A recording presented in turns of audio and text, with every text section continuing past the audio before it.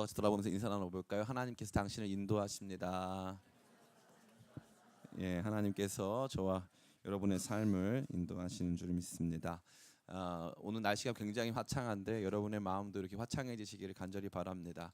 뭐 사람이 어떤 좋은 위로의 말들로 또 어떠한 다른 종류의 보상으로 여러분들을 이렇게 마음을 밝게 할 수 있을까요? 제가 봤을 때는 그것은 거의 불가능합니다. 하나님께서 여러분의 마음 가운데 찾아오사 빛으로 비추시고 새롭게 하셔야 될 줄 믿습니다. 하나님의 놀라우신 은혜가 여러분 가운데 충만하기를 간절히 원합니다. 사람들은 보통 선물을 좋아합니다. 그러나 저는 선물을 별로 좋아하지 않습니다. 왜 제가 선물을 좋아하지 않을까 고민을 많이 해봤어요. 사람들이 선물을 주면 첫 번째 제 안에 들어오는 마음은 미안함이에요. 미안함. 왜 나한테 선물을 주시지? 너무 미안하다. 이것 때문에 돈도 쓰고 시간도 쓰셨을 텐데 너무 죄송하다 하는 그 미안함이 우선적으로 다가옵니다. 그리고 나서 가만히 생각해 보면 왜 나는 선물을 안 좋아할까 이런 생각을 많이 해요. 그러한 가운데 생각든 게 뭐냐면 제가 좋아하는 게 없어요. 제가 좋아하는 게 없어요. 먹는 것 빼고 좋아하는 게 전혀 없습니다. 제가 취향이 굉장히 높은 취향을 갖고 있거든요. 특별히 음식에 관련돼서는. 그래서 제가 즐겨 마시는 음료수는 서울 우유에서 나온 커피 우유. 예. 삼각형으로 된 거 이렇게 빨대 꼽아서 먹는 거 그런 거 좋아하고 제가 제일 좋아하는 이 요리는 스팸입니다. 스팸. 스팸은 정말 영원 무궁토록 먹을 수 있을 것 같아요. 너무 맛있어요. 그래서 누가 저한테 이렇게 막 고급스럽고 좋은 선물을 주거나 막 좋은 대접을 해주면 제가 너무 그게 힘들고 어려운 것이죠. 그래서 저는 선물 받는 것을 잘 못하는 것 같다는 생각이 많이 들어요. 그런데 참 놀라운 게 언젠가 어떤 성도님이 저한테 우산을 사주신 적이 있어요. 우산을 이제 사주셨으니까 저한테 사주시면 안 돼요. 있다는 얘기예요. 우산이 이미 존재한다는 뜻이죠. 우산을 사주신 적이 있는데 그 우산을 받았는데 제가 기분이 너무 좋은 거예요. 왜 기분이 너무 좋았냐면 제가 저도 모르게 우산이 필요하다라는 생각을 했다는 거예요. 제 안에. 내가 우산이 필요했다는 생각. 웬만한 우산이 하나 있어야 되는데 내가 돈 주고 가서 사기에는 좀 애매하고 돈 주고 가서 살 시간도 없고 그리고 우산을 저같이 별로 이렇게 우산을 중시하지 않는 분들 계시지 않습니까? 우산을 공용품으로 여기시는 분들이 계세요. 그래서 사서 교회에다 두고 또 학교에다 두고 지하철에다 두고 하면서 많은 사람이 쓸 수 있도록 하시는 분들도 계시거든요. 그러니까 저 같은 사람들한테는 우산이 필요하긴 한데 그거 사기도 애매하고 그런데 어떤 분이 우산을 사줬더니 기분이 너무 좋은 거예요. 왜 그랬을까요? 제가 마음속으로 그것을 바라보고 또 어떻게 보면은 그것을 기다리고 있었던 것 같다는 생각이 많이 듭니다.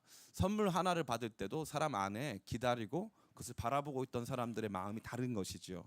그냥 아무렇게나 주어지는 것이 아닌 기다렸을 때 받게 되어지는 보상의 가치는 상당히 높다는 것입니다.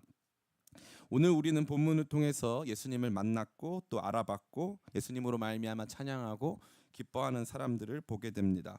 왜 이들은 그토록 기뻐하고 감사하게 되는 것일까요? 누가는 왜 이들의 이야기를 저와 여러분들에게 들려주는 것일까요? 결론적으로 말씀드리자면 이들이 기다렸기 때문입니다. 기다림이 없는 신앙, 기다림이 없는 삶에서는 기뻐할 것도 없습니다. 기다림이 없는 부분 안에 이 결혼 기다림이 없는 연애 생활도 마찬가지입니다. 연애할 때 우리가 주로 어떻게 해요? 결혼 날짜를 기다리고 물론 그 과정에서 서로 상처를 많이 주기도 하지만 그럼에도 불구하고 결혼할 날짜를 기다리고 사랑하는 사람을 기다리고 하는 순간이 사실은 우리의 보상을 훨씬 크고 아름답고 복되게 만든다는 것을 우리는 잘 알고 있습니다. 그래서 누가는 아마도 저와 여러분들에게 오늘 기다리는 사람들에 대해서 아마 말해주고 있는 건 아닐까 생각이 듭니다. 오늘 말씀을 통해서 이러한 거룩한 기다림이 여러분의 삶 속에 충만해지시기를 간절히 원합니다. 오늘 본문을 통해 한 세 가지 정도 이들의 기다림이 어떠한 것인가에 대해서 한번 살펴보기를 원합니다. 첫 번째, 기다림은 그 자체로 신앙이라는 것입니다. 기다림은 그 자체로 신앙이라는 것이죠. 이들 모두 기다리고 있었다는 사실이 본문에는 강하게 또 자주 빈번하게 등장하고 있습니다. 첫 번째 25절에 보니까 예루살렘에 시므온이라는 사람이 있으니 이 사람은 의롭고 경건하여 이스라엘의 위로를 기다리는 자라. 이렇게 되어 있습니다. 이 사람이 이스라엘의 위로를, 예수님의 탄생을 기다리고 있었다는 것을 말해주고 있는 것이지요. 뿐만 아니라 38절에도 예루살렘의 속량을 바라는 모든 사람들이라는 표현을 통해서 당시에 많은 사람들이 하나님의 뜻이 이스라엘과 예루살렘 가운데 이루어지기를 소원하고 있었음을 우리는 발견하게 되는 것이죠. 이를 통해서 우리가 알 수 있는 것은 예수님 당시에 많은 사람들이 예수님을 기다리고 있었고 경건한 모습으로 그들의 삶을 그 기다림에 적합한 모습으로 만들어가고 있었다는 것을 우리는 볼 수 있습니다. 이와 같이 기독교 신앙은 그 자체로 기다림의 연속이라고 할 수 있습니다. 아브라함은 자녀를 주신다는 하나님의 약속을 철석같이 믿고 75세 되던 해에 아비본토 친척집을 떠나서 자기가 살아본 적 없는 가나안 땅으로 갔습니다. 아들을 첫 해에 주셨나요? 아니요. 아들을 둘째 해에 주셨나요? 아니요. 아들을 셋째 해에 주셨나요? 주지 않으셨습니다. 얼마나 오랫동안 아들을 주지 않으셨는지, 약속하신 그 약속을 얼마나 오랫동안 기다리게 하셨는지 10년쯤 되던 해에 아내 사라가 화가 났어요. 여보, 그 약속 안 이루어질 것 같아. 하나님이 그 약속 우리한테 다른 의미로 주신 것 같아. 그러니까 여보, 하갈과 동침해서 그냥 우리 아들 낳읍시다. 그 아들을 우리 아들인 셈 치고 거기서 만족하며 삽시다 할 정도로 그 10년간의 기다림조차도 너무나도 힘들고 어려웠다는 것이죠. 그런데 언제 주셨습니까? 그럼 11년쯤 주시면 좋은데 하나님이 25년 만에 아들을 주십니다. 25년 만에. 그뿐 아닙니다. 모세는 언제 주어졌습니까? 모세라고 하는 이스라엘의 지도자, 이스라엘을 이 애굽의 종노릇에서 해방시킨 사람은 장장 400년 동안 이스라엘 백성들이 애굽에서 포로 생활할 때야 비로소 주어졌습니다. 400년. 우리는 36년간의 일제치하의 역사를 부끄럽게 여기고 그것의 잔재가 아직까지도 남아 있는데 400년이라고 한다면 얼마나 긴 시간일까요? 그렇게 긴 시간 동안 하나님의 약속은 이루어진 것 같지가 않고 하나님께서 주시고자 했던, 보내시고자 했던 그들을 해방시켜줄 지도자는 나타나지 않는 것 같은 답답한 시간들이 지속됐다는 것입니다. 비단 이스라엘이라고 하는 민족의 이야기에서만 그치지 않고 더 놀라운 것은 모세라고 하는 한 개인에게도 이러한 기다림의 시간이 있었음을 우리는 보게 됩니다. 40살의 모세, 저는 생각했을 때 이 40살의 모세는 정말 멋있는 사람이었다는 생각을 많이 해요. 40살의 모세는요, 이스라엘 애굽의 왕자였습니다. 이집트 왕자 모세였죠. 이 왕궁에 살면서 당대 최고의 권력자 람세스와 더불어서 이 권력을 권력을 견주고 있었던 바로 그러한 종류의 사람이었습니다. 사회적으로도 또 많은 권력을 가지고 있었고 뿐만 아니라 그의 육체적인 힘도 대단했습니다. 육체적인 힘이 얼마나 대단했냐 하면은 거기에서 애굽 사람을, 이스라엘 사람을 학대하는 애굽 사람을 때려서 죽이기도 했습니다. 얼마나 놀랍습니까? 이 정치 사회적인 면에서도 정점에 있었고 뿐만 아니라 육체적으로도 그의 능력이 정점에 있었음을 보게 되는 순간이었습니다. 더 놀라운 것은 무엇이었을까요? 그의 마음 안에 그의 민족을 향한 마음도 최고조로 달아오르고 있었던 것이죠. 자기가 비록 애굽의 왕자로 살고 있었지만 그럼에도 불구하고 내 민족 이스라엘, 하나님의 백성 이스라엘을 위한 무언가 행동이 필요하고 무언가 변화가 필요하다고 하는 그런 생각이 강하게 들고 있었고, 나는 애굽 사람이 아니라 이스라엘 사람이라고 하는 강력한 정체성에 사로잡혀서 거기에서 무언가 변화를 일으키고 싶었다는 것입니다. 사실 하나님이 인간이셨다면 40살의 모세를 통하여 이스라엘을 구원하셔야 했습니다. 근데 하나님은 어떻게 하셨습니까? 40살의 모세를 80살의 모세가 될 때까지 기다리게 하셨습니다. 40살 모세 80살 됐더니 그때 뭐라고 말하냐 하면 주여 나는 입이 둔한 자입니다. 주여 난 더 이상 힘이 없습니다. 이스라엘 백성이라고 스스로 생각했는데 나는 이스라엘 백성이 아니라 이 땅의 나그네입니다. 미디안 제사장 집에 장가 가서 거기서 살면서 그 땅의 나그네로 애굽 사람도 아니고 이스라엘 사람도 아니고 미디안 사람도 아닌 정처 없이 떠도는 나그네로 40년을 지내야 했다는 것입니다. 이 얼마나 오랜 시간의 기다림이었겠습니까? 나이 많은 사람의 40년은 길 수 있지만 제가 가만히 생각해 보니까 우리 젊은 청년들, 청소년들의 한 해 한 해는 굉장히 짧고, 우리가 보기엔 짧지만 굉장히 그들에게는 길고 큰 의미를 갖는 시간이라 할 수 있습니다. 요셉도 다윗도 17살 정도 되는 나이부터 도망 다니거나 또 애굽의 포로 생활이 됐는데, 그 이후에 무려 13년 동안, 마치 40살의 모세가 80살 되는 날처럼 17살의 소년들이 30살이 될 때 동안 거기에서 많은 고초 당하고 많은 어려움 겪으면서 13년이라는 긴 시간을 견디어야 했던 것입니다. 그래서 그런지 모르겠지만 시편에서 가장 많이 나오는 이 말씀은 주여 어느 때까지니까 하는 말씀입니다. 주여 도대체 언제까지입니까? 언제까지 기다려야 합니까? 언제 하나님의 뜻이 이루어지는 것입니까? 하는 것이 이 시편 기자들의 절규요, 그들의 고백이 된 것입니다. 기독교 신앙은 이와 같이 기다림의 이야기입니다. 오늘 이 시므온과 안나의 이야기도 마찬가지입니다. 그들은 오랜 시간을 기다려왔습니다. 그들의 차이점이라는 것은, 시므온과 안나의 차이점이라는 것은 물론 살펴보면 더 많이 나올 수 있겠지만 성별뿐입니다. 성별. 남성과 여성이라는 차이 빼고는 그들 모두 하나님 앞에서 성전 안에서 하나님의 역사가 성취되기를 기다렸던 것밖에 없다는 것이죠. 그들 모두 오랜 시간 동안 하나님을 기다려온 믿음의 사람들이었습니다. 특별히 오늘 본문에서는 시므온과 안나가 얼마나 하나님의 역사를 기다려왔는가를 보여주고 있습니다. 26절 말씀입니다. 같이 한번 읽어볼까요? 시작. 그가 주의 그리스도를 보기 전에는 죽지 아니하리. 죽지 아니하리라 하는 성령의 지시. 너가 한참 더 기다려야 되는데 너가 죽을 때까지, 죽기 바로 그 직전까지는 하나님의 역사를 볼 수가 없다는 반대의 표현이 될 수도 있습니다. 또한 36절과 37절에도 안나가 얼마나 오랫동안 기다려왔는가를 볼 수 있습니다. 같이 한번 읽어볼까요? 시작. 또 아셀 지파 바누엘의 딸 안나라 하는 선지자가 있어 나이가 매우 많았더라. 그가 결혼한 후 7해 동안 남편과 함께 살다가 과부가 되고 84세가 되었더라. 이 사람이 성전을 떠나지 아니하고 주야로 금식하며 기도함으로 섬기더니. 아멘.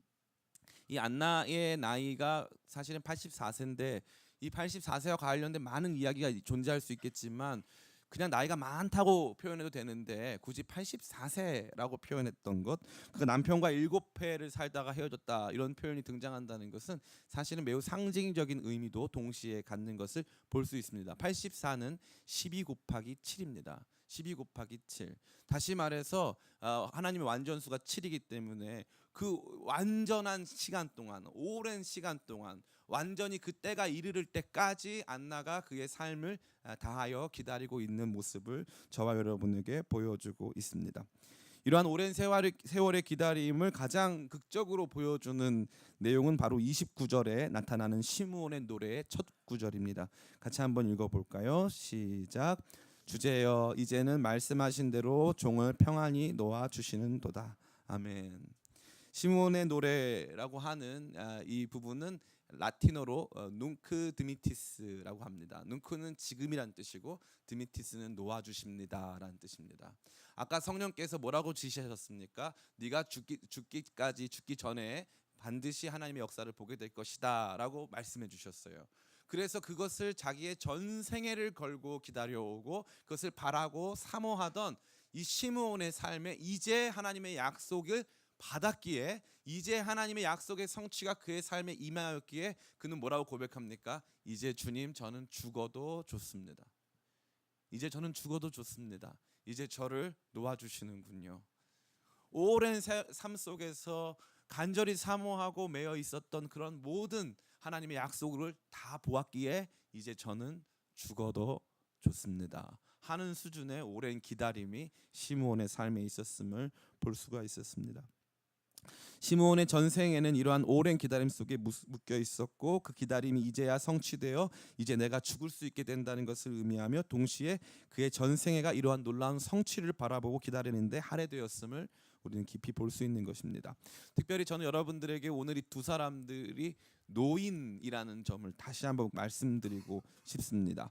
일반적으로 노년기를 맞는다는 것은 무언가에 대한 기대, 미래를 향한 기대나 소망의 성취가 이루어질 것을 바라보기보다는 실망이나 삶에 대한 아쉬움, 애환 등을 갖게 되는 시기일 것입니다. 그러나 본문의 두 사람은 84세가 되어도 또 죽기 직전이 되어도 여전히 기대와 소망과 갈망을 가지고 있었던 것을 우리는 볼 수 있습니다. 제가 이러한 노년기에 대해 이야기를 하면 많은 분들은, 특별히 우리 교회는 젊은 교회다 보니까, 청년 교회다 보니까 목사님이 그냥 하시는 얘기인가 보다 생각할 수 있겠지만 저는 전혀 그렇다고 생각하지 않습니다. 이 말은 무엇이냐 하면 우리 모두는 대부분, 정상적인 경우에 우리 모두는 대부분 노년기를 맞이하게 될 것입니다.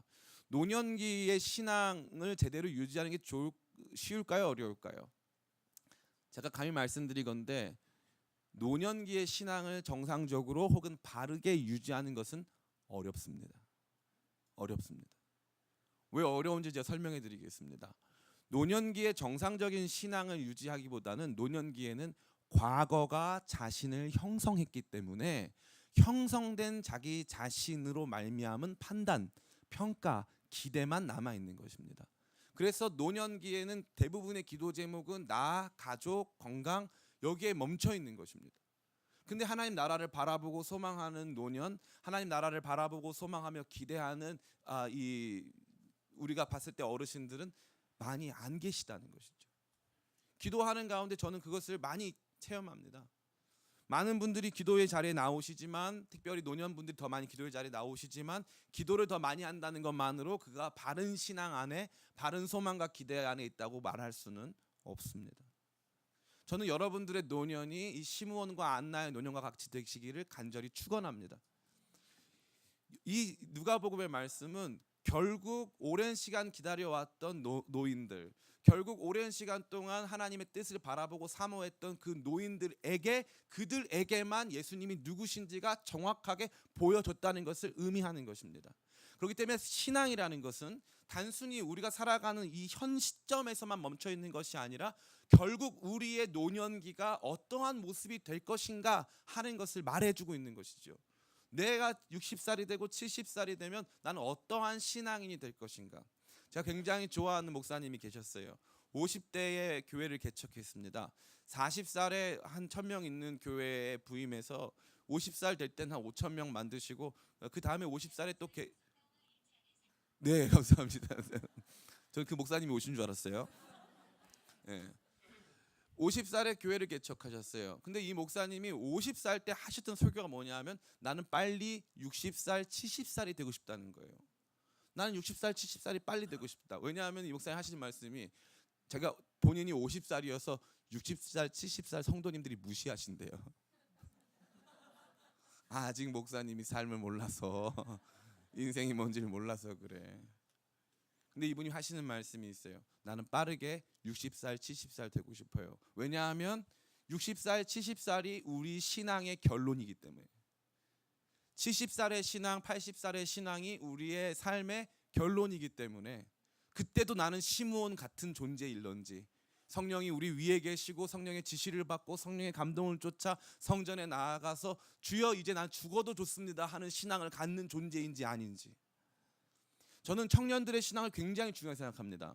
청년, 특별히 우리 25세를 중심으로 한 청년, 남자 청년들의 신앙은 굉장히 중요합니다. 왜냐하면 25세 때 신앙이 중요해서가 아니라 25세의 신앙이 70살까지 가기 때문에 그래요. 내 젊은 날의 청년의 신앙이 어떠한가가 70살, 80살까지 가기 때문에, 그때 신앙을 제대로 잡아놓지 못하면 사실 그 뒤에는 다시 돌아올 수 없을 만큼 굉장히 신앙에 대한 바른 길로 들어오기가 어렵기 때문에. 왜냐하면 신앙의 결론은 결국 70살, 80살이기 때문에. 우리는 어떠한 그리스도인이 되기를 소망하십니까? 우리의 삶을 어떻게 만들어가기를 원하십니까? 저는 여러분의 삶이 거룩한 기다림 속에 있게 되기를 간절히 바라고, 그 기다림이 70살, 80살 내가 죽는 그 순간까지도 주님을 사모하며 기다리는 거룩하고 복된 성도로 살아가게 되시기를 예수님의 이름으로 간절히 축원합니다. 정리하자면 그렇습니다. 하나님은 우리를 기다리게 하십니다. 70살, 80살, 90살, 100살 될 때까지 하나님의 놀라운 역사를 바라보고 소망하고 갈망하며 기다리게 하신다는 것입니다. 그런데 그 말씀은 성취됩니까? 안 됩니까? 성취됩니다. 반드시 성취됩니다. 하나님을 바라보고 사모하고 기다렸던 사람들의 모든 삶 속에 하나님께서는 그들만 이해할 수 있는 방식으로 그들의 삶 속의 이야기들을 성취시켜 주는 것입니다. 성전 안에 수많은 사람들이 있었습니다. 예수님의 탄생을 기다리고 사모하던 사람들도 아주 많았습니다. 그러한 가운데서 굳이 시므온과 안나만이 예수님을 제대로 알아보고 인식했습니다. 그들의 삶 속에 있던 오랜 기다림이 그들의 삶에 개인적으로 성취되는 것을 그들은 경험한 것입니다. 여러분의 오랜 기다림이 성취되는 복된 날이 있을 줄을 믿습니다. 아멘. 오늘 본문이 저와 여러분에게 제시하는 두 번째 이야기는 그들의 기도의 제목이 남달랐다 하는 것입니다. 그들은 어떠한 기도로 기도하고 어떠한 기대로 기대하고 있었을까요? 특별히 25절에 보니까 이렇게 되어 있습니다. 예루살렘에 시므온이라는 사람이 있으니 이 사람은 의롭고 경건하며 하여 이스라엘의 위로를 기다리는 자라. 이스라엘의 위로라고 하는 단어는 파라클레시스라는 단어입니다. 파라클레시스라는 단어는 성경 대부분에 걸쳐서 위로, 옆에서 말해주다라는 단어로 번역되고 있습니다. 이스라엘에는 위로가 필요하다고 생각한 것 같습니다. 하나님께서 그들을 찾아오셔서 옆에서 말씀해 주시고 수고했다 말씀해 주시고 고생했다 말씀해 주시고 그들이 당해왔던 수많은 어려움들로부터 그들을 위로해 주시기를 이 사람은 바라고 소망했던 것 같습니다. 안나 역시도 다르지 않았습니다. 38절에 보니까 이렇게 되어 있습니다. 마침 이때에 나와서 하나님께 감사하고 예루살렘의 속량을 바라는 모든 사람에게 그에 대하여 말하니라. 예루살렘은 당시에 로마의 지배 아래 있었습니다. 로마의 지배 아래 있다는 것이 언제나 억압적인 상황 속에 있었다는 것을 말하는 것은 결코 아니지만 그럼에도 불구하고 그들이 느끼고 있었던, 특별히 유대 민족이 느끼고 있었던 억압감, 그들이 가지고 있었던 여러 가지 불편함들은 말로 할 수가 없었습니다. 그러한 가운데 그들은 하나님의 뜻, 다시 말해서 하나님의 성 예루살렘이 회복되어 이 땅에 하나님의 성전이 회복되고 하나님의 임재 가운데서 이스라엘이 온 열방을 다스리는 거룩한 복을 누리기를 소망하며 기대하고 있었던 것이죠. 다시 말해서 이스라엘이 해방되기를 기다리고 있었다는 것입니다. 저는 참 놀랍습니다. 이 두 노인들의 삶이 생각해 보면 안나는 뭐가 됐다고 되어 있습니까? 37절 보니까 과부가 됐다 그랬어요. 결혼한 지 몇 년 만에 과부가 됐다고 되어 있습니까? 7년 만에 과부가 되어 있다 그랬어요. 시므온의 삶의 역경은 등장하지 않습니다. 그러나 안나의 삶의 역경은 등장합니다.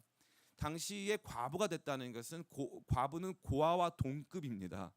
목사님 저가 고아보다 난 것 같아요. 뭐 이렇게 생각하시는 분들 우리 중에 과부가 안 계시니까. 그런데 제가 고아보다 난 것 같아요. 이런 생각하시는 분도 계실 수 있겠지만 그 당시의 사회적인 정황으로 봤을 때 고아와 과부는 거의 동급에 해당한다고 할 수 있습니다.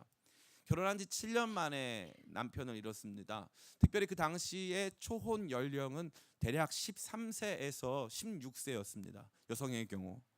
그러면 13세 때 결혼하면 20살 때 과부가 된 것이고 16살 때 결혼하면 23세 때 과부가 된 것입니다.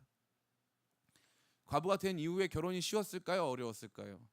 거의 어렵습니다. 평생을 혼자 살면서 많은 억울한 일들, 경제적인 궁핍과 여러 가지 많은 일들을 당했을 것입니다. 그러나 그런 삶의 내용이 등장합니까? 안 등장합니까? 안 등장해요. 그러한 애환을 담은 기도가 등장합니까? 안 합니까? 안 합니다. 그의 삶에 결론적으로 제시된 기도는 무엇이냐 하면 예루살렘의 속량을 바라는 모든 사람들에게 예수님의 오심을 증거했다는 것입니다. 저는 우리 수많은 성도님들이 기도 가운데 나오는 것을 많이 봅니다. 저는 개인적인 기도도 굉장히 중시하고 특별히 여러분 삶 안에서 하나님의 초자연적인 역사로 말미암는 놀라운 변화도 저는 굉장히 중시합니다. 그러나 성도가 되어서 언제나 병고침만을 받고 돈을 많이 벌고 로또가 당첨되기를 바라는 수준의 기도만 한다는 것은 전혀 성경적이지 않습니다. 어떤 권사님이 매주 로또를 구입하셨어요. 로또 구입한 다음에 거기다가 써놨어요.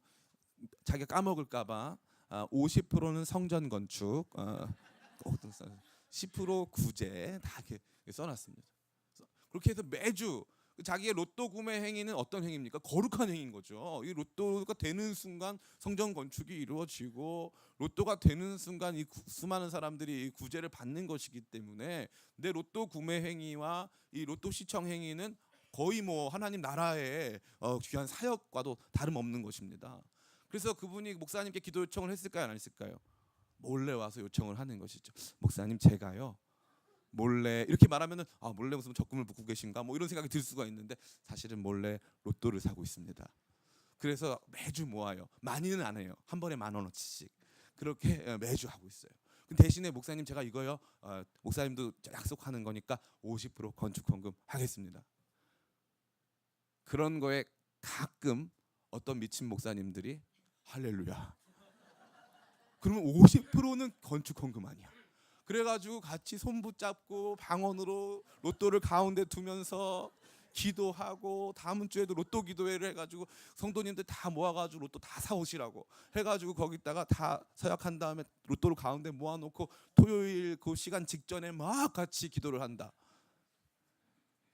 그런 일들이 우리 가운데는 없겠지만 신앙을 그렇게 생각하시는 분들이 아주 많다는 거죠. 하나님의 이야기는요, 대서사시예요. 대서사시.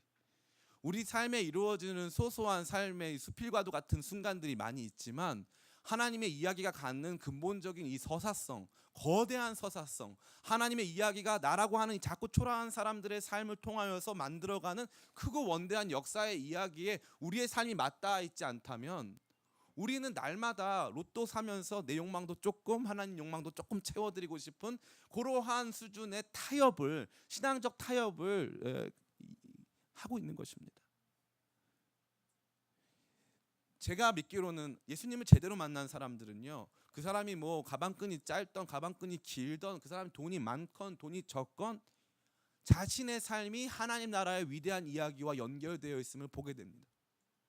나같이 작고 초라한 삶이라고 할지라도, 나같이 하루 벌어 하루 먹는 사람이라 할지라도, 내가 오늘 전도하고 내가 하나님 앞에 예배하고 나의 사명을 다해서 살아간다는 것 자체가 하나님께서 그의 백성들을 위로하시고 억압된 수많은 하나님의 사람들을 자유케 하시는 귀하고 복된 통로가 된다는 것을 믿고 그 기도로 나간다는 것이죠. 예전에 우리 어머니들이, 믿음의 어머니들이 하던 굉장히 멋있는 일이 있었습니다. 일제강점기에 믿음의 어머니들이 뭘 했냐면 탈환회라는 걸 했어요. 탈환회. 탈환은 무슨 뜻이냐면은 뭐 이렇게 수도 서울을 탈환하다 이런 뜻이 아니라 반지를 뺀다는 뜻이에요. 반지를 뺀다. 이 크리스찬 여성들이 탈환회를 만들어서 반지를 빼서 이 조국의 해방을 위해서 운동을 한 것이죠. 기독교 신자가 된다는 것은 요 정도 수준으로 올라온다는 거예요. 나밖에 모르고, 내 문제밖에 모르고, 내 상처밖에 모르고, 내 과거밖에 몰라서 내 모든 기도의 제목 안에 나밖에 없다. 그렇게 된다는 것은 전혀 성경적이거나 전혀 바른 신앙이라고 볼 수가 없습니다. 하나님 나라를 기다려야 하는 것이죠. 단순히 우리 안에서 건물 팔리기를, 요 문제가 해결되기를, 요게 완전히 지나가기를 기도하는 차원에 머무르고 있다면, 제가 여러분에게 보증해 드릴 수 있는 것이 하나 있어요. 여러분은 언젠가 하나님 앞에 실망하실 날이 올 거예요. 하나님 실망입니다. 이게 이루어지지 않았네요. 이건 해결되지 않았네요. 이게 안 되었네요. 그렇게 실망해서 교회 떠나시는 분들도 많습니다. 기도해 봤는데 안 됐어요. 기도해 봤는데 이건 이루어지지 않았어요. 예, 기도가 이루어지지 않는 순간이 올 거예요. 왜냐하면 하나님의 이야기는 나를 넘어서서 나를 사용하셔서 더 크고 원대하고 위대한 이야기를 만들어 가시기 때문에 그렇습니다. 나에게 그 문제를 해결해 주시는 것 자체에 근시안적이고 편협하고 단편적인 이야기가 아닌, 나라고 하는 한 사람을 하나님 역사의 주역으로 여기사 나를 주인공 삼은 이야기들, 수많은 나를 주인공 삼은 그 드라마들을 하나의 위대한 역사적 거대한 서사시로 만드셔서 하나님께서 만들어 가시는 것입니다. 그렇기 때문에 건강한 신앙이 되기 위해서는, 그렇다고 제가 문제를 놓고 기도하지 말라는 뜻은 결코 아닙니다. 어차피 그 거대한 서사시를 잘 모르니까 우리 문제를 놓고 기도해야겠죠. 그러나 우리가 듣고 보고 배우고 알고 믿는 바 안에서 하나님의 위대한 이야기가 우리의 삶을 통하여 이 땅 가운데 이루어지기를 소원하며 기도하는 저와 여러분 다 되시기를 예수님의 이름으로 축원합니다. 세 번째입니다. 마지막으로 하나님 나라를 오랫동안 기다려온 이들의 삶의 모습을 보여주는 표현들이 굉장히 의미심장합니다. 세 가지인데요. 첫 번째 성전의 사람, 두 번째 성령의 사람, 세 번째 기도의 사람이었다는 것이죠. 이들은 모두 시므온과 안나는 모두 성전에서 예수님을 만납니다. 성전에서 특별히 시므온은 성령의 감동을 쫓아 성전에 들어갔을 때 마침 예수님을 만나고, 안나는 주야로 성전에서 기도하며 금식하며 섬겼는데 거기에서 예수님을 만나게 되는 것입니다. 성전은 무엇일까요? 성전은 하나님의 임재의 좌소로 상징되는 공간입니다.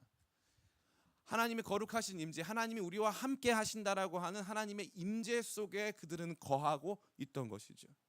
수많은 성도님들이 이렇게 생각하세요.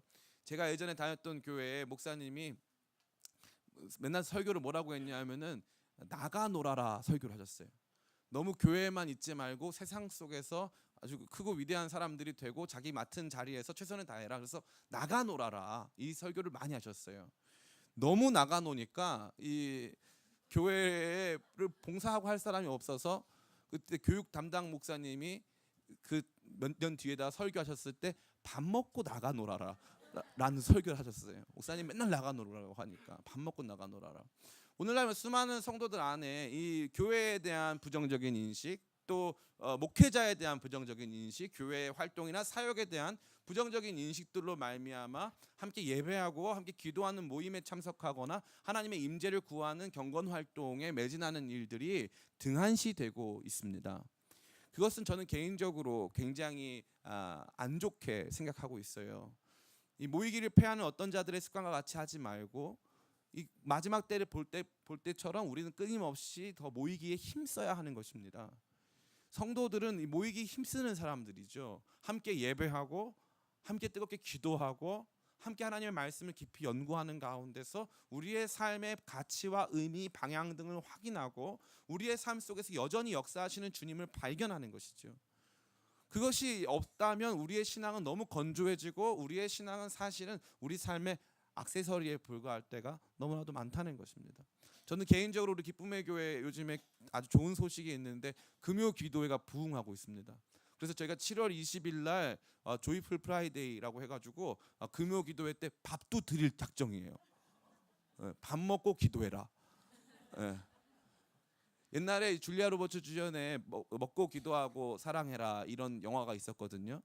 어떤 사람이 거기 댓글을 달았어요. 이 영화는 잘못됐다. 먹기 전에 기도해야 되는데 먹고 기도하면 어떡하냐 이렇게 얘기하더라고요. 근데 저희도 잘못하려고요. 그래서 7시부터 식사를 제공하니까 7월 20일 금요일입니다. 저는 여러분들이 이러한 기도, 이러한 예배, 이러한 말씀 훈련, 이러한 경건 활동에 더욱더 깊이 매진하게 되시기를 간절히 바랍니다. 사실은 이 경건 활동이라고 하는 어떤 제도적이고 형식적인 내용들 넘어서 우리의 삶에 하나님의 임재를 구하는 삶이 되시기를 간절히 축원합니다. 성전에 살아갔다는 것은요, 그의 삶을 성전과 분리할 수 없었다는 것을 말하는 거예요. 신앙과 나를 분리할 수 없고 내 삶의 제일 중요한 공간은 성전이고 내 삶의 최우선순위는 성전에 있다는 것을 그의 전 생애를 통해서 보여주고 있다는 것입니다. 주로 성도님들을 만날 수 있는 공간이 제가 치킨 사러 가면 만나는 호프집이라면, 성도님들을 주로 만나는 공간이 이렇게 길거리라면, 버스라면, 시장이라면, 목사로서 그것이 그렇게 행복한 일은 결코 아닐 것입니다. 물론 내게 삶의 터전이 있고 살아가야 될 삶의 내용들이 있지만 그럼에도 불구하고 내 마음 한켠에 성전이 있어야 하는 것입니다. 우리 교회에 프린터를 빌려주는 집사님이 계십니다. 그 집사님 제 친구이기 때문에 제가 감히 실명을 거론해도 화를 내지 않을 거예요. 우리 김수창 집사님. 이 김수창 집사님이 경기도 광명에서 의정부에 있는 교회를 다녔습니다. 그 당시에 이분이 하던 일이 뭐냐면은 젊었을 때부터 하던 일이 뭐냐면 노가다 이 실장이에요. 노가다 실장. 그래서 이 몸으로 하는 일을 오랫동안 했습니다. 재밌는 건 그 교회에는 새벽 기도회가 있고 밤 기도회가 있었어요. 집은 광명. 새벽에 광명에서부터 전철을 타고 의정부에 가서 새벽 기도를 하고 노가다를 한 다음에 밤에 다시 의정부를 가서 밤 기도를 하고 그리고 와서 다시 광명에 와서 잠을 자고 새벽에 다시 노가다를 가. 너무 피곤해서 쓰러지는 날이 있었다고 하더라고요. 그런 가운데 어머니까지 돌아가셔가지고 아버지는 벌써 이미 전에 돌아가시고 얼마나 힘들었는지 말로 할 수 없다고 하더라고요. 근데 그 친구가 저한테 들려주는 놀라운 이야기는 지금도 그 친구 거기서 그 교회에서 거의 장로님급으로 사역하고 있는데 그때 본인 신앙이 너무 좋았다는 거죠. 그때 저는 여러분들이 감사하게도 기쁨의 교회는 새벽 기도가 없다는 사실, 그러한 부담을 갖거나 무슨 목사님 그럼 저희도 열심히 한번 해보겠습니다. 저도 집이 의정부인데 경기도 양주인데 한번 해보겠습니다. 그런 뜻이 결코 아니라 우리는 언제 한번 그러한 뜨거운 신앙의 삶 속에 우리 자신을 던져본 적이 있느냐 하는 것입니다. 정말 하나님을 만나고 체험하고 그분의 임재 속에 살아가기 위하여 우리의 전생애를 정말 갖다 바친 시간들이 얼마큼 존재했느냐. 교회 일한 시간 말고요. 교회 일한 시간 말고. 교회 일은 좀 안 하셔도 됩니다. 그러나 내 삶이 하나님의 임재에 속한 삶으로 드려진 적이 있는가 하는 것이 매우 중요한 것입니다. 두 번째입니다. 이 두 번째는 성령의 사람들이었다는 것이요. 특별히 이 시므온과 관련된 이 성령에 대한 묘사는 굉장히 우리로 하여금 놀라게 합니다. 25절에 예루살렘에 시므온이라는 사람이 있으니 이 사람은 의롭고 경건하여 이스라엘의 위로를 기다리는 자라 성령이 그 위에 계시더라. 26절에 그가 주의 그리스도를 보기 전에 죽지 아니하리라 하는 성령의 지시를 받았더니 27절에 성령의 감동으로 성전에 들어가매 마침 부모가 율법의 관례대로 행하고자 하여 그 아기 예수를 데리고 오는지라. 신약 성경 전체에서 한 개인이 성령과 관련된 묘사를 이렇게 많이 받고 있는 경우는 없습니다. 시므온은 성령의 사람이었습니다. 목사님 그러면 안나는 기도와 금식만 했는데 성령이 등장하지 않으니까 안나는 성령이 없나 봐요. 착각 중에 착각이죠. 이 안나라고 하는 여성이 보여주는 기도와 금식은요, 성령 받은 사도들이 보여주는 삶의 내용이었습니다. 그렇기 때문에 안나 역시도 성령의 사람이었음을 볼 수 있습니다. 대신 시므온이 기도와 금식이라는 단어가 등장하지 않지 않습니까? 그러니까 이 두 가지는 한 쌍이 되어서 성령의 사람, 기도와 금식의 사람이 하나로 묶여져 있었던 것입니다. 뒤에 바로 말씀드릴 수 있는 것은 안나는 기도와 금식의 사람이었고 이 기도와 금식은 사도들이 성령 충만한 사도들이 행하던 삶의 모습이었고 초대교회가 보여준 놀랍고 위대한 거룩한 실천이었습니다. 그녀는 그냥 금식한 것이 아니라 주야로 기도와 금식을 하고 뿐만 아니라 주님을 섬겼음을 말해주고 있습니다. 특별히 이들의 기다림은 오랜 시간 동안의 기다림이었기 때문에 지치고 피곤하고 곤하고 한 내용의 기다림이 결코 아니었음을 우리는 본문을 통해서 볼 수 있습니다. 특별히 25절과 38절에 쓰이는 기다리다 혹은 바라다라는 헬라어 단어는 프로스 데코마이라는 단어인데 데코마이는 받다라는 뜻입니다. 프로스는 앞으로라는 뜻이에요. 이거는 받는 행위를 말하는 것인데 수동적인 기다림을 말하는 것이 아니라 능동적인 기다림을 말하는 것이죠. 주세요 하는 것입니다. 주세요. 주세요. 저희 집에는 고양이가 있습니다. 며칠 전까지 비밀이었는데 이제 공개적인 사실이 됐어요. 고양이가 있는데 우리 고양이들이 거의 사람에게는 좀 이렇게 무관심할 때가 많습니다. 자기들끼리만 놀고 우리한테는 별 관심도 없고 막 언제 좀 관심이 있습니까? 이 친구들이 먹을 거와 관련돼서는 좀 관심이 좀 생깁니다. 저희 집에 한사무엘 형제가 방문했습니다. 저희 집에 있었던 저희가 아꼈던 고양이 간식을 꺼내면서 자기가 마음대로 꺼내면서 이렇게 고양이들을 줬어요. 깔 때 고양이들이 프로스 데코마이 그냥 기다린 적이 없어요. 깔 때 막 달라고 빨리 달라 하면서 그 등치 큰 한사무엘 형제의 발에 왔다 갔다 하면서 빨리 내놔라 하더라고요. 여기서 말하는 기다림, 다시 말해서 하나님의 역사를 사모하는 기다림은 결코 수동적인 기다림이 아닙니다. 이게 가장 중요한 거예요. 하나님의 나라를 구하는 기다림, 목사님 기다림이군요. 버티는 거군요. 어떻게 해서든지 한번 견뎌내 보는 것이군요. 이게 바로 신앙이군요. 나는 잘 견디고 있기 때문에 잘 신앙생활을 하고 있는 거군요. 아니에요.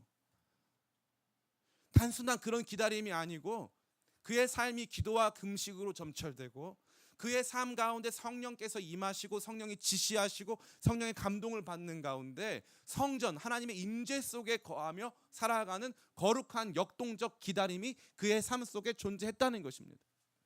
사랑하는 성도 여러분, 이게 바로 오늘 저와 여러분이 들어야 하는 모든 말씀의 결론이 되는 것입니다. 단순히 기다림 알겠습니다. 이 문제들 힘들지만 기다려 볼게요. 이 상황들 힘들지만 기다려 볼게요가 아니라 마치 시편 기자가 하나님께 나와서 주여 어느 때까지입니까? 주여 언제 나의 목소리를 들어주실 것입니까? 주여 언제 내게 응답하실 것입니까? 라고 마치 하나님께 조르듯 마치 하나님께 단언하고 간구하듯 외친 것처럼 저와 여러분의 삶 안에도 주야로 기도와 금식이 점철되고 뿐만 아니라 성령께서 함께 하시고 하나님의 거룩한 임재 속에 살아가는 삶의 내용이 수반되어야 한다는 것입니다. 거룩한 기다림은 거룩한 기다림에 부합하는 거룩한 행동과 거룩한 간구가 수반되고 하나 되는 기다림이었다는 사실을 저와 여러분에게 오늘 시므온과 안나는 그의 삶을 다하여 말해주고 있는 것입니다. 이제 말씀을 마칩니다. 시므온과 안나는 예수님께서 오랫동안 기다려온 하나님의 약속 성취였음을 전생애를 통해서 증거하였습니다. 그들의 삶은 바로 모든 신자들의 삶과 같이 기다리는 삶이었습니다. 그들은 하나님의 나라를 기다리고 소망하였고 그들의 삶의 제목은 단순히 문제 해결, 소원 성취 이런 것들이 아니고 하나님의 나라, 하나님의 뜻이 성취되고 이루어지는 것을 발견하고 보게 된 것입니다. 하나님의 임재 가운데 거하며 기도하며 적극적인 기다림으로 기다렸던 것입니다. 그렇다면 오늘 우리에게 이러한 신앙의 모습을 어떻게 적용할 수 있을까요? 두 가지입니다. 첫 번째는 하나님 나라 신앙입니다. 시므온과 안나가 말한 것처럼 이스라엘의 위로와 예루살렘의 속량으로 상징되는 신앙의 모습이 되는 것입니다. 이러한 하나님 나라 신앙이 가장 강하게 발현되는 현장은 바로 선교입니다. 선교. 하나님 나라 신앙을 가진 사람들은 선교적 신앙인이 되는 것입니다. 신앙의 모든 내용이 나에게 국한되고 나에게 귀결되고 다시 말해서 내가 신앙의 종점이 되는 종류의 신앙인이 아니라 나의 신앙이 하나님 은혜의 출발점이 되거나 하나님 은혜의 통로가 된다는 것을 확인하고 나를 통하여 하나님 나라 역사가 이 땅 가운데 이루어지는 것을 바라고 소망하고 기대하는 것입니다. 1990년대 중반에 이 중앙아시아 전체를 강타한 찬양이 있었습니다. 오소서 임마누엘이라는 찬양이었습니다. 오소서 임마누엘, 우리는 주님을 기다립니다. 우리와 함께 하시는 임마누엘, 기뻐하라 온 민족이여. 그 찬양인데 거기서 기뻐하라 온 민족이여가 아니라 원래 그 찬양을 카자흐스탄 형제가 만들었어요. 거기서 말하는 내용이 뭐냐면 기뻐하라 카자흐스탄, 예수님 다시 오신다. 기뻐하라 카자흐스탄. 그래서 옆에 있는 나라들이 거기 믿는 신자들이 기뻐하라 우즈베키스탄, 예수님 다시 오신다. 그들의 신앙의 내용은요, 예수님 믿음으로 말미암아 고난당하고 박해받고 사회적으로 경제적으로 어려움을 당하지만 그럼에도 불구하고 그들이 바라보는 신앙의 내용은 하나님 나라가 도래하고 하나님의 거룩한 통치가 이 땅 가운데 임하는 것을 바라보고 소원하고 기대하는 적극적 기다림의 신앙이었다는 것이고 그 기다림의 대상은 바로 하나님 통치와 하나님 나라였음을 보게 된다는 것입니다. 저는 우리 기쁨의 교회가 너무나도 자랑스럽습니다. 이번 주 금요일에 우리가 선교사님들의 이 이야기를 놓고 하나하나 이야기를 놓고 같이 기도했는데 다른 어떠한 제목으로 놓고 기도할 때보다 우리 기쁨의 교회 성도님들이 너무 성숙하게 선교사님들의 애환, 눈물, 그들의 아픔을 놓고 뜨겁게 기도했습니다. 우리 기쁨의 교회가 나가야 될 방향, 저는 여러분들, 제가 목회자라는 것은 목자인데 목자로서 여러분들을 생명의 꼴을 얻게 하는 이 방향으로 꼭 모셔고 드리고 싶은 곳은 어디냐 하면 선교적 신앙입니다. 선교적 신앙. 나에서 멈춘 신앙이 아니라 하나님 나라와 역사가 저 북한 땅에, 저 중국 땅을 지나, 저 중앙아시아를 지나서 저 무슬림 장벽을 넘어서 땅끝까지 하나님 나라가 도래하기를 원한다. 그 신앙이 우리 가운데 도도히 흘러야 합니다. 그때 우리는요, 더 이상 내 삶의 문제가 아니라 하나님 나라로 말미암아 누리는 거룩한 기쁨을 누리며 그것으로 기뻐할 수 있는 것입니다. 두 두 번째는 바로 재림신앙, 종말신앙이라 할 수 있습니다. 많은 분들이 이러한 재림신앙과 종말신앙을 두려운 것으로 여겨 피하려 하는 경향이 있습니다. 그러나 그럴 필요가 전혀 없습니다. 기독교가 말하는 종말은 두 가지입니다. 하나는 우주적 종말, 예수 그리스도께서 다시 오셔서 온 우주가 정말 옛것은 다 사라지고 새 하늘과 새 땅이 완전히 임하는 것과 같은 놀라운 변화, 놀라운 새로워짐이 있어지는 그 종말의 순간을 말하는 것이죠. 근데 두 번째 종말이 중요합니다. 두 번째 종말은 개인적 종말을 말합니다. 개인적 종말. 우리 모두는 언젠가 다 죽습니다. 우리 모두는 언젠가 다 죽어요. 근데 많은 분들이, 많은 목회자들이 여러분들에게 가르쳐주는 신앙의 내용은 현세적 신앙, 현세 기복적 신앙이 너무 많습니다. 너무 많습니다. 제가 매듭짓기라는 이재철 목사님의 책에서 본 내용인데, 이재철 목사님이 어떤 회장님 이 부인이 암 말기로 돌아가신다는 얘기를 듣고 어떤 성도님이 이재철 목사님을 모시고 그 병원에 방문했어요. 그 병원에 방문했는데 아니나 다를까 벌써 이미 너무 많은 목사님들이 왔다 가신 거예요. 목사님들이 왔다 갈 때 이 회장님 사모님이 언제나 돌아보지도 않고 눈도 한번 마주친 적 없고 뒤돌아서 가시라고 해, 가시라고 해, 안 만나, 가시라고 해. 이제 자기가 이 암 말기가 왔기 때문에 시한부 인생이 선고되었기 때문에 자기에게는 어떤 소망도 없고 화나고 짜증나는 일이 가득했다는 것이죠. 근데 이재철 목사님도 그 사실을 모르고 가셨어요. 갔는데 이분이 똑같이 가시라고 해 이렇게 한 거예요. 목사님이 가시면서 그랬어요. 예, 제가 지금 가는데 가기 전에 꼭 드릴 말씀이 있습니다. 사모님 이제 죽으실 거예요. 사모님 이제 죽으세요. 그랬다는 거죠. 우리 같은 사람은 이제 죽을 사람한테 왜 저렇게 말을 하지? 되게 무례하네 생각할 수 있죠. 놀라운 변화가 일어났어요. 그 사모님이 처음으로 뒤돌아서 몸을 뒤로 딱 돌이키는데 닭똥 같은 눈물이 흐르면서 그럼 난 어떻게 해야 돼요? 그럼 난 어떻게 해야 돼요? 그 얘기를 했다는 거죠. 그 사모님이 돌아가셨을까요? 지금 살아있을까요? 순복음은 살아있다고 말해요. 살아있다는데 강조점이 있어요. 결국 살아났다. 아니요, 돌아가셨어요. 제가 이 얘기 정말 많이 드릴 수 있어요. 이거 말고도 오칸눈 목사님이 전도하신 이 검사분도 계시거든요. 그분 때문에 사랑의 교회는 이 법조인 선교가 생겼거든요.